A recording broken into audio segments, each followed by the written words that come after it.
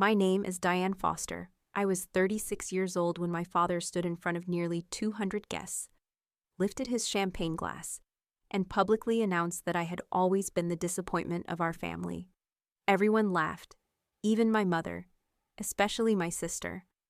I stood there holding a tray of empty champagne flutes because, unlike the honored guests, I had spent the entire evening helping the catering staff after my parents insisted it would be good for me to stay busy. Then my father smiled at Miranda. Today isn't just your Harvard celebration. Today I finally make official what everyone in this family has always known. You earned everything. Diane earned nothing. The room erupted into applause. My father reached into his jacket and held up a leather folder. This house, my company, my investments.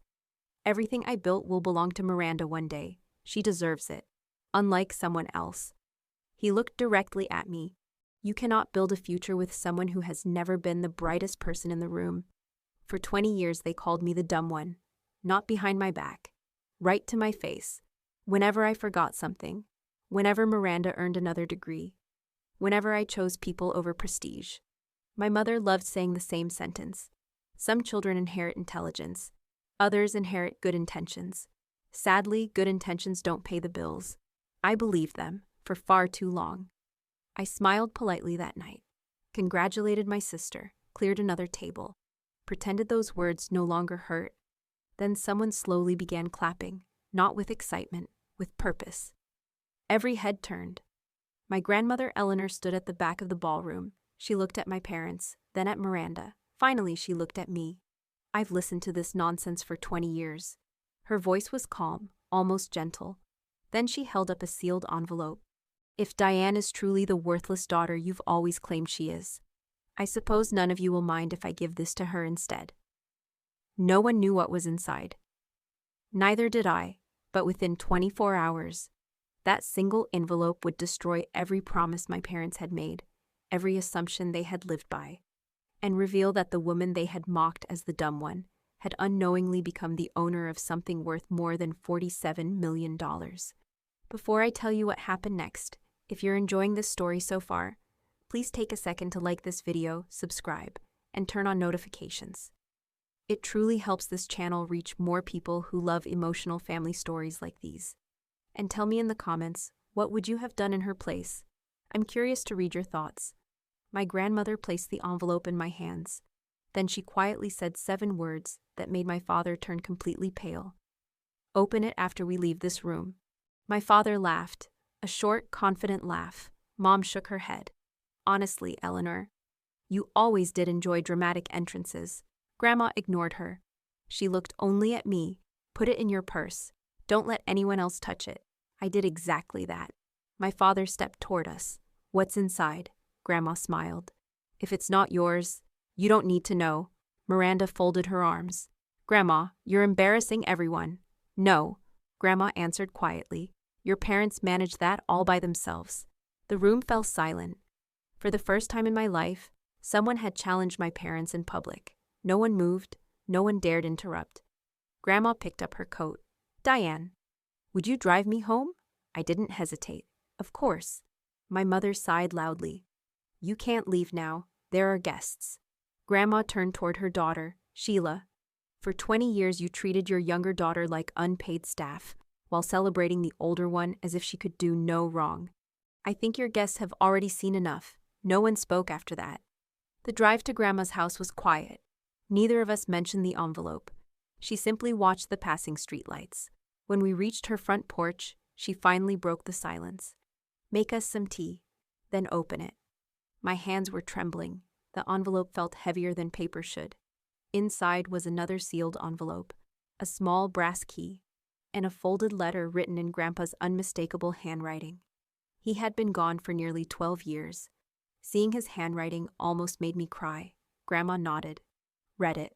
I unfolded the letter. My dearest Diane, if you are reading this, it means your grandmother has finally decided the time is right. First, I need you to know something. You were never the dumb one. You were simply the only person in this family who listened before speaking. That is not weakness. That is wisdom. My eyes blurred. Grandpa had always believed in me. When I was little, He never asked about grades. He asked whether I had been kind, whether I had kept my word, whether I had learned something new. He used to tell me that intelligence without character eventually destroys itself. Back then, I thought he was simply being kind. Now I wondered if he had seen this coming years ago. The letter continued. The business everyone believes your father built alone was never entirely his. I stopped reading. Grandma quietly sipped her tea. Keep going. My hands shook harder. For legal reasons, I transferred my remaining shares into a separate trust years before my death. Very few people know this trust exists. Not even your father. My breathing became uneven. Remaining shares. Trust. None of this made sense. The next paragraph changed everything. The beneficiary of that trust is you, not immediately, not automatically. Only when your grandmother believes you have become strong enough to carry its responsibility. I looked up. Grandma wasn't surprised. She had lived with this secret for years. Why me? She smiled sadly. Because your grandfather spent years watching your father mistake education for wisdom. He worried that one day success would become your father's religion. He was right. I looked back at the letter. Inside the envelope, you'll also find the key to safe deposit box 214 at Jefferson National Bank. Everything you need is inside. Meet with Thomas Reed. He has protected this trust since the day I created it. Trust no one else until you speak with him. Not even your family, especially not your family. I lowered the letter. The room felt impossibly quiet. Grandma reached across the table and placed her weathered hand over mine. Your grandfather never hated your father. He simply knew money reveals who people really are. I looked at the brass key. How much are we talking about? Grandma answered so calmly it almost sounded ordinary. Enough that your parents will spend the rest of their lives wishing they had treated you differently. I stared at her. Grandma, what exactly is inside that safe deposit box? She looked toward Grandpa's old photograph hanging above the fireplace. Then she whispered the answer. $47 million in company shares. And your father has absolutely no idea they exist. My father laughed. A short, confident laugh. Mom shook her head. Honestly, Eleanor, you always did enjoy dramatic entrances. Grandma ignored her. She looked only at me. Put it in your purse. Don't let anyone else touch it. I did exactly that. My father stepped toward us. What's inside? Grandma smiled. If it's not yours, you don't need to know. Miranda folded her arms. Grandma, you're embarrassing everyone. No. Grandma answered quietly. Your parents managed that all by themselves. The room fell silent. For the first time in my life, someone had challenged my parents in public. No one moved. No one dared interrupt. Grandma picked up her coat. Diane, would you drive me home? I didn't hesitate. Of course. My mother sighed loudly. You can't leave now. There are guests. Grandma turned toward her daughter. Sheila, for 20 years you treated your younger daughter like unpaid staff while celebrating the older one as if she could do no wrong. I think your guests have already seen enough. No one spoke after that. The drive to Grandma's house was quiet. Neither of us mentioned the envelope. She simply watched the passing streetlights. When we reached her front porch, she finally broke the silence. Make us some tea, then open it. My hands were trembling. The envelope felt heavier than paper should. Inside was another sealed envelope, a small brass key, and a folded letter written in Grandpa's unmistakable handwriting. He had been gone for nearly 12 years. Seeing his handwriting almost made me cry. Grandma nodded, read it. I unfolded the letter. My dearest Diane, if you are reading this, it means your grandmother has finally decided the time is right. First, I need you to know something. You were never the dumb one. You were simply the only person in this family who listened before speaking. That is not weakness. That is wisdom. My eyes blurred. Grandpa had always believed in me. When I was little, he never asked about grades. He asked whether I had been kind, whether I had kept my word, whether I had learned something new. He used to tell me that intelligence without character eventually destroys itself. Back then I thought he was simply being kind. Now I wondered if he had seen this coming years ago. The letter continued. The business everyone believes your father built alone was never entirely his. I stopped reading. Grandma quietly sipped her tea. Keep going. My hands shook harder. For legal reasons, I transferred my remaining shares into a separate trust years before my death. Very few people know this trust exists, not even your father. My breathing became uneven. Remaining shares. Trust. None of this made sense. The next paragraph changed everything. The beneficiary of that trust is you. Not immediately, not automatically, only when your grandmother believes you have become strong enough to carry its responsibility. I looked up. Grandma wasn't surprised. She had lived with this secret for years. Why me? She smiled sadly. Because your grandfather spent years watching your father mistake education for wisdom. He worried that one day success would become your father's religion. He was right. I looked back at the letter. Inside the envelope, you'll also find the key to safe deposit box 214 at Jefferson National Bank. Everything you need is inside. Meet with Thomas Reed. He has protected this trust since the day I created it.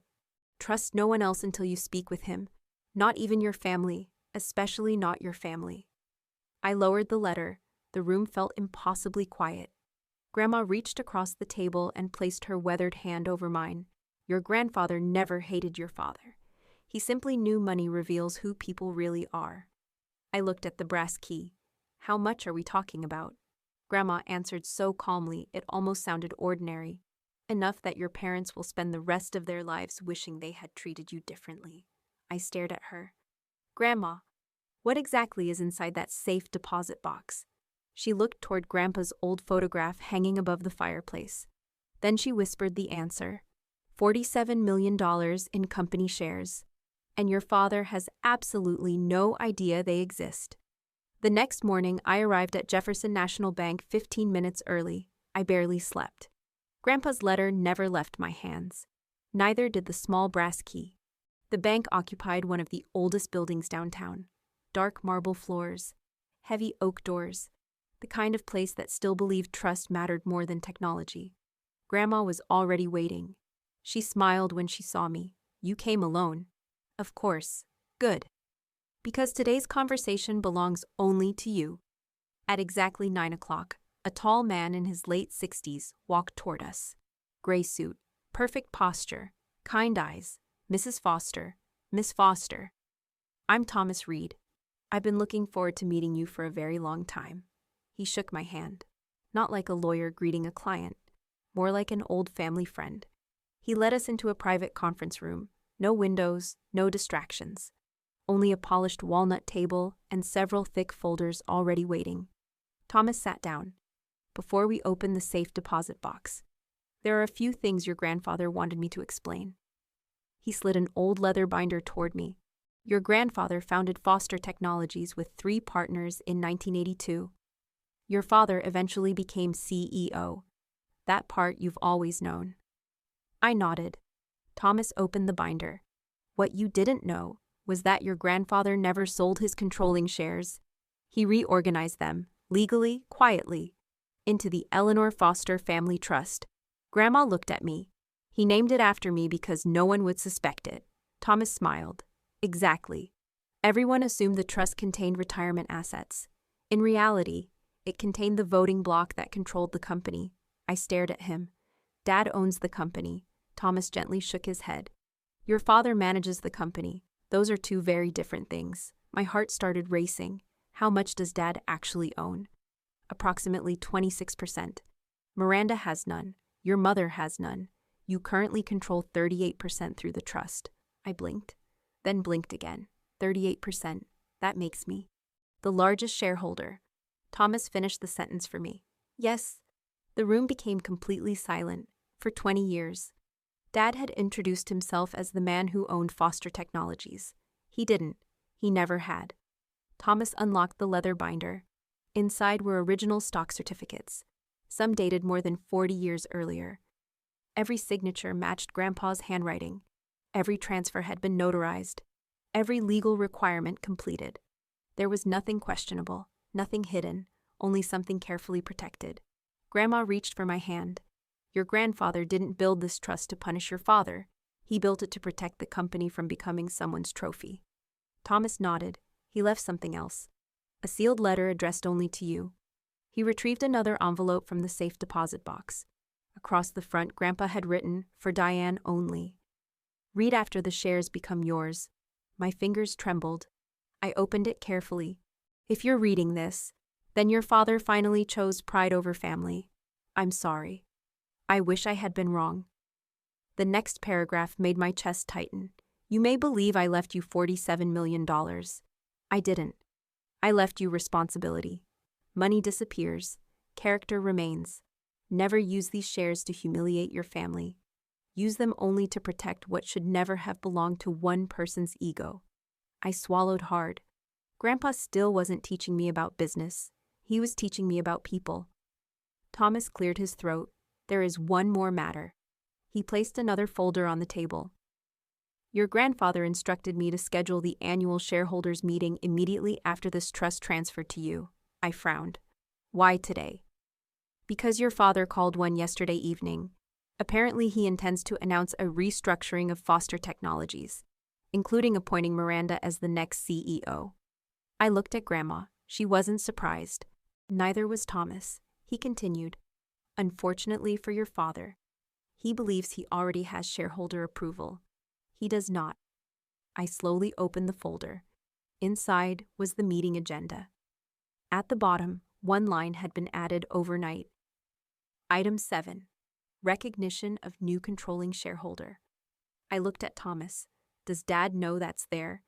Thomas smiled for the first time. "No. He believes today's meeting is about celebrating Miranda's promotion. Instead, he's about to discover he hasn't actually controlled his own company for the past 12 years. And in less than 3 hours, the man who called me the dumb one would have to ask permission from me before making another decision." Thomas closed the folder. "We should leave in 20 minutes. The meeting starts at 11. I looked around the conference room. Everything suddenly felt unreal. Yesterday, I was the daughter who wasn't smart enough to inherit anything. Today, I owned more of the company than anyone else. Grandma noticed the look on my face. "You're frightened." "A little." "Good. Only dangerous people enjoy having power. Your grandfather always believed fear keeps good people careful." Thomas handed me one final document. "Please read this before we go." It wasn't another legal form. It was Grandpa's handwritten list. He had titled it simply, "Rules." The first line made me smile. Never make an important decision while angry. The second, never confuse winning with humiliating someone. The third, if people apologize only after money changes hands, they aren't apologizing, they're negotiating. I quietly folded the paper and placed it inside my purse. Those words would stay with me for the rest of my life. By 10:45, we arrived at Foster Technologies headquarters. I had visited the building dozens of times growing up. Dad loved showing visitors around. He always introduced Miranda proudly. "Future CEO. Future of the company." When introducing me, he usually smiled politely. "This is Diane. She never liked business very much." It didn't matter that no one had ever asked whether I liked business. They simply assumed I couldn't understand it. The receptionist immediately recognized Grandma. "Good morning, Mrs. Foster." "Good morning, Claire. Is everyone upstairs?" "Almost everyone. Mr. Foster has already started greeting shareholders." Grandma smiled. "Perfect." The elevator ride felt much longer than 30 floors. When the doors opened, I heard laughter. Champagne glasses clinked. Miranda stood near the windows surrounded by executives. Dad was proudly introducing her as the next chief executive officer of Foster Technologies. Mom stood beside him smiling as though the future had already been decided. Then Dad noticed me. His smile faded. "What are you doing here?" I answered honestly. "I was invited." He frowned. "By whom?" A calm voice answered before I could. "By the majority shareholder." Every conversation stopped. Thomas Reed stepped into the room carrying a leather briefcase. Several board members immediately stood. "Mr. Reed." "Good morning." Dad's expression changed. "Thomas, I wasn't expecting you today." Thomas smiled politely. "No, I imagine you weren't." Dad laughed. "Whatever legal paperwork you need can wait until after today's announcement." "Actually," Thomas interrupted gently, "today's announcement has changed." Dad looked confused. "What are you talking about?" Thomas placed a folder in front of every board member. "Please review the amended agenda." Miranda picked up the first page. Her smile slowly disappeared. Dad grabbed his copy. His eyes stopped at item 7. Recognition of new controlling shareholder. He looked back at Thomas. There must be some mistake. Thomas calmly answered, There isn't. Dad looked around the room. Who approved this? Thomas replied. The controlling shareholder. Dad's face became red. I am the controlling shareholder. Grandma quietly walked past him. No, you've only been acting like one. She took the seat that had belonged to Grandpa for decades. The room remained silent. Several older board members exchanged nervous glances. One of them slowly nodded toward Grandma. As if he had been expecting this day, Dad slammed his folder shut. Enough games. Thomas, explain yourself. Thomas stood. Certainly. 12 years ago, Harold Foster transferred 38% of Foster Technologies into the Eleanor Foster Family Trust. Those shares have now legally transferred to their designated beneficiary. Dad interrupted. Impossible. I would have known. Thomas looked directly at him. No. You were specifically excluded from the trust administration. Miranda laughed nervously. This is ridiculous. Who supposedly owns these shares? Thomas turned toward me. Miss Diane Foster. Every head in the room turned. For several seconds. No one breathed. Mom was the first to speak. Diane. Tell them this isn't funny, I answered quietly. I didn't create the trust. Grandpa did. Dad stared at me, his voice barely above a whisper. You. I nodded once. Yes. He actually laughed. Not confidently this time. Desperately. You're telling me. The daughter who couldn't even balance a checkbook owns my company. I looked him in the eyes. For the first time in my life, I didn't lower my gaze. No, Dad. I don't own your company. I own Grandpa's shares. You were simply borrowing the authority that came with them. The silence that followed was so complete. You could hear the air conditioner running. Then one of the oldest board members slowly stood. He looked at me, then at my father.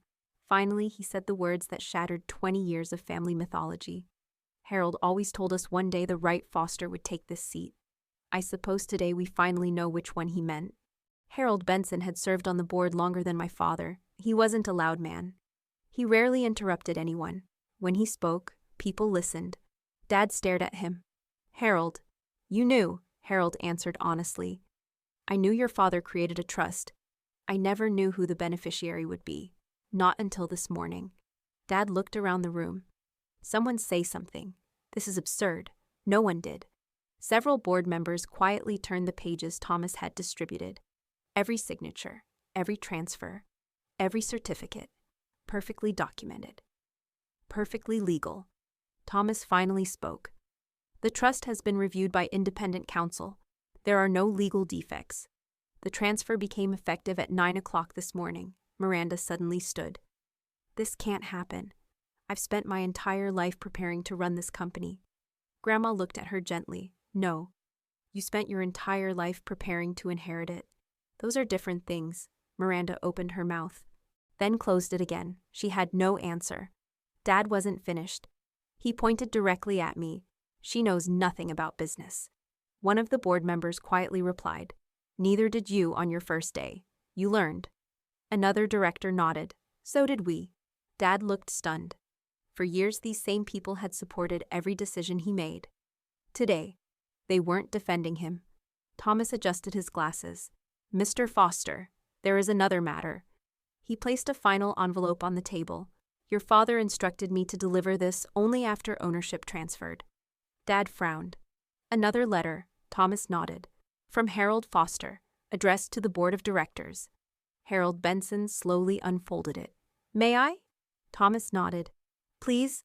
The room became completely silent. Harold began reading. To everyone entrusted with protecting Foster Technologies. If this letter is being read, then my granddaughter Diane has become the controlling shareholder. Some of you may question that decision. You shouldn't. Over the last 15 years, I quietly observed both of my grandchildren. One collected degrees, the other collected trust. One impressed strangers, the other earned loyalty. A company survives because of loyal people, not impressive resumes. Miranda lowered her eyes. Harold continued. Many of you have unknowingly participated in my little experiment. Every Christmas bonus, every anonymous employee survey, every charity project, every community program. I watched who volunteered, who listened, who stayed after meetings to help others. Only one grandchild repeatedly appeared in those reports: Diane. I felt my heart stop. I looked around the room. Several employees smiled at me. I recognized many of them: the receptionist, maintenance supervisors, warehouse managers, administrative assistants. Years ago, whenever Dad asked me to drop something off at headquarters, I usually stayed a while, sometimes helping people organize charity drives, sometimes carrying supplies, sometimes simply listening. I never imagined Grandpa had been watching. Harold continued reading. Business can always teach financial strategy. It cannot easily teach integrity. Integrity must already exist. If Diane remains the woman I believe her to be, she will protect this company better than anyone who believes leadership is an entitlement. Harold folded the letter. No one spoke. Then something unexpected happened. Claire, the receptionist, quietly started clapping. One person, then another, then another. Within seconds, nearly every employee standing along the walls joined her. Not because I had inherited millions, because they finally understood why Grandpa had chosen me. Dad looked around in disbelief. Stop this. No one stopped. Miranda slowly sat back down, for the first time in her life. She wasn't the person receiving the applause. Dad slammed both hands onto the conference table. Enough. I built this company. I gave my entire life to it. Grandma answered softly. No, David. You gave your life to controlling it. There's a difference. He turned toward me. What do you want? Money, the title, revenge. For 20 years, I had imagined this moment. I thought I would feel triumphant. Instead, I mostly felt sad. I stood, walked slowly toward my father. Every eye in the room followed me. I remembered Grandpa's first rule: never make an important decision while angry. Then his second: never confuse winning with humiliating someone. I stopped only a few feet from Dad. You asked me what I want. He waited, still breathing hard. I looked at every board member, then every employee, finally back at my parents. I don't want revenge. I want this company to become the place Grandpa believed it could be. I picked up the folder containing the agenda. My first decision as controlling shareholder. We'll surprise every person in this room. Even Grandma looked at me with curiosity. Dad frowned. What are you doing? I looked directly at him. I'm offering you something you never offered me. A chance to earn your place instead of inheriting it. I turned toward the board. My father expected me to remove him immediately. Honestly, so did everyone else. Instead, I said something no one anticipated. David Foster will remain CEO, for now. The room fell silent. Dad blinked. Miranda looked confused. Even Thomas raised an eyebrow. I continued. On one condition: every executive contract will be reviewed. Executive compensation will become transparent to the board. Employee profit sharing will be restored. The apprenticeship program Grandpa started 25 years ago will return. Community investment funding will double. No executive position will ever again be promised because of family connections. Every promotion will be earned. I paused, including future CEOs. Miranda slowly lowered her eyes. She understood exactly what I meant. If she wanted the position, she would have to earn it, just like everyone else. Dad stared at me. Why? Why aren't you firing me? I answered honestly. Because this company has 700 employees. They shouldn't suffer because our family failed each other. Grandpa never built Foster Technologies for revenge. He built it to create opportunity. I won't dishonor him. One of the directors smiled. Harold would have liked that answer. The meeting officially began. For nearly 2 hours, we reviewed policies Grandpa had quietly questioned years before. Several board members admitted they had stayed silent because opposing Dad had become almost impossible. Power had slowly isolated him. Not overnight.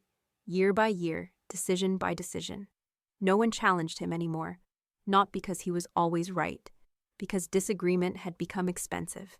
By the end of the meeting, 6 governance reforms passed unanimously. Dad voted against everyone. He lost every vote. For the first time in decades, he experienced what accountability actually felt like. When the meeting finally ended, Employees slowly filled the hallway. Many simply wanted to shake my hand. Claire smiled. Your grandfather talked about you all the time. I looked surprised. He did. She laughed softly. He used to say one sentence every Christmas. One day they'll finally see her the way I do. I had to excuse myself for a moment. I walked into Grandpa's old office. It had been preserved after his retirement. Dad rarely used it. Everything looked almost exactly the same. The oak desk, the leather chair, the framed photographs. Even Grandpa's favorite fountain pen still rested beside a yellow legal pad. I sat down, for the first time all day. I cried. Not because of the money, not because I had won. Because I wished Grandpa could have seen this himself. A gentle knock interrupted my thoughts. Come in. Dad stepped inside. For once. There was no audience, no board, no employees, just the two of us. He looked older than he had that morning. Can we talk? I nodded. He closed the door behind him. I owe you an apology. I stayed silent. He continued. I spent years believing intelligence could be measured by report cards, titles, universities, business success. Your grandfather tried to tell me otherwise. I never listened. His voice cracked. Do you know what hurts the most? I shook my head, realizing he wasn't protecting the company from strangers. He was protecting it from me. Neither of us spoke for a long moment. Finally, he asked the question I never expected to hear. Do you think there's any chance you'll forgive me someday? I looked at the family photograph sitting on Grandpa's desk. It had been taken when Miranda and I were children. Back before comparisons, before favorites, before success became a competition. I answered carefully. Forgiveness isn't a meeting. It isn't one conversation. It's something you build. The same way trust is built. One honest decision at a time. Dad slowly nodded. I deserve that answer, yes.